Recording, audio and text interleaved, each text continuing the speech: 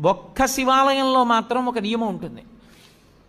పగటి పూట అంత శివలింగం ఒక్కటే ఉంటుంది దర్శనానికి యోగ్యంగా. సాయంకాలం అయిపోతే సాధారణంగా కవచం పెట్టేస్తారు. కవచము అంటే రూపాన్ని పెట్టేస్తారు. ఇగో ఈ వెనకాతల ఉన్న రూపం ఎలా ఉంటుందో అటువంటి దాన్ని శివలింగానికి తొడిగేస్తారు. ఒకసారి కానీ శివలింగానికి కవచం తొడిగారా ఇక మీరు నంది యొక్క శృంగముల నుండి చూడకూడదు.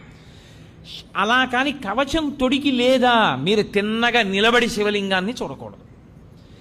అప్పుడు చూసేటప్పుడు మాత్రం మీకు అదృష్టం పండిందని గుర్తు. కవచం పెట్టకముందు మీరు శివాలయంలోకి వెళ్ళారంటే మీ భాగ్యం పండిందని గుర్తు. ఎందుకో తెలుసా? ఈ సమస్త ప్రపంచమునందు కేళి చేసే శివస్వరూపం దర్శనం అవ్వాలంటే నందీశ్వరుడికి ఆయన ఇలా ఉంటే మీకు ఎడం పక్కన నంది ఉండేటట్టుగా వచ్చి మీ ఎడం చేత్తో ఆయన యొక్క పృష్ఠభాగంలో అవయవాన్ని ఒక్క లిప్తకాలం పట్టుకోవాలి.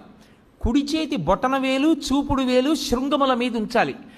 ఉంచి వృషస్య వృషణం స్పృష్ట్వా శృంగమధ్యే శివాలయం దృష్ట్వా క్షణం నరోయాతి కైలాసే శివదర్శనం ఇలా పెట్టి తర్వాత ఎడం చేత్తో పట్టుకుని ఒక్కసారి ఇలా నొక్కి వదిలేయాలి. అలా నొక్కి వదిలినప్పుడు ఆయన ఊపిరి అని ఆగుతుంది. ఆయన ఊపిరిలో సయ్యాటలాడుతూ ఉంటాడు ఊయలలో శివుడు. ఆ ఊయల ఆగుతుంది. ఆగినప్పుడు ఆ శివలింగాన్ని ఒక్కసారి చూసిన వారెవరో వాడు కైలాసమునకు వెళ్ళి పరమేశ్వర దర్శనం చేశాడని వేస్తారు ఖాతాలో. అది శైవాగం. కైలాసే శివం దృష్ట్యా కైలాసమునందు పరమశివ దర్శనం చేశాడు. కవచం పెట్టేశారనుకోండి ఇక చూడకూడదు అలాగా.